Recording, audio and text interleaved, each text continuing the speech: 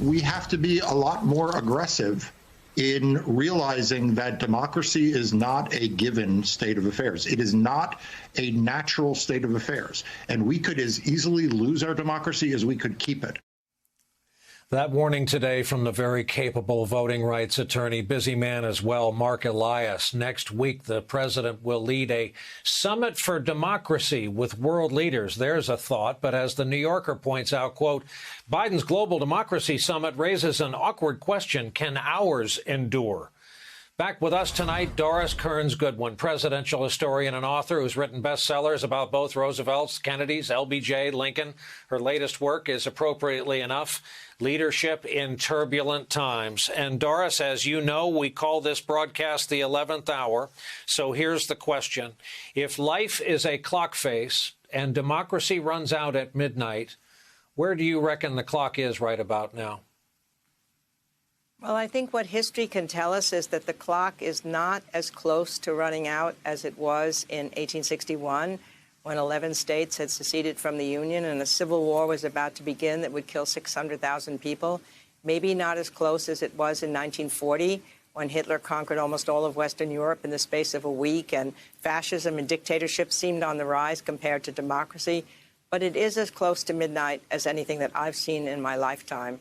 And I think the only answer to it is that democracy is a system that depends on people choosing their own governors. The fight for the right to vote has to be the central fight that people are fighting in this country.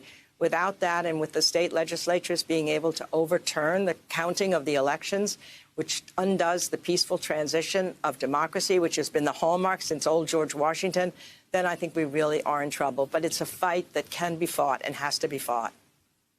You've always said about your work that when you're writing the biography of presidents, it's akin to living with them. They surround you. You immerse yourself in their lives and thoughts. So that being the case, of the presidents you have written about, what kind of advice would they give Joe Biden right about now? Well, I think the first thing that old Abraham Lincoln would say is that public sentiment is the most important thing, that he who shapes public sentiment has more power, really, than he who enacts statutes. So that means that you have to educate the public about why voting rights is not a partisan battle. LBJ would contribute to that by saying, as he did in Selma with the joint session of Congress speech, that the right to vote is not a northern right, not a southern right, not a state's right, not a national right. It's not a moral right. It is absolutely wrong to deny your fellow Americans the right to vote. You've got to create that public sentiment that will then argue in the state legislatures. Some state legislatures have already expanded the vote. That's an important thing to recognize, even as we recognize those that have suppressed it.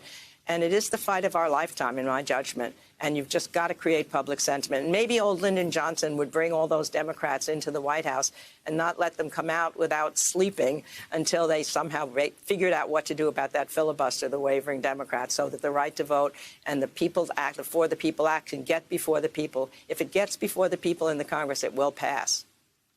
Let me take your point on educating the republic and ask you how we get younger voters to venerate democracy as us older folks do, to care at the thought, the mere mention that it might go south. Yeah, there was just a recent poll by the IOP at Harvard where younger voters are recognizing that democracy is in trouble, but there's a percentage of them who don't worry that that's a mark of America. I mean, somehow I think people who've lived, as we have, through much more troubling times may recognize where we are right now, and younger people have not experienced that. So it's a matter of teaching them in school. It's a matter of that old civics thing that we older people keep talking about. And it's a matter of all of us on social media really talking about something that seems abstract, democracy, but it's part of our everyday life. And I have faith the younger people came out in that last election in greater numbers than ever before. They're committed to environmental causes. They're activists in their local communities. And we got to depend on them. These older folks, we got to depend on them. And I guess I really do in the end.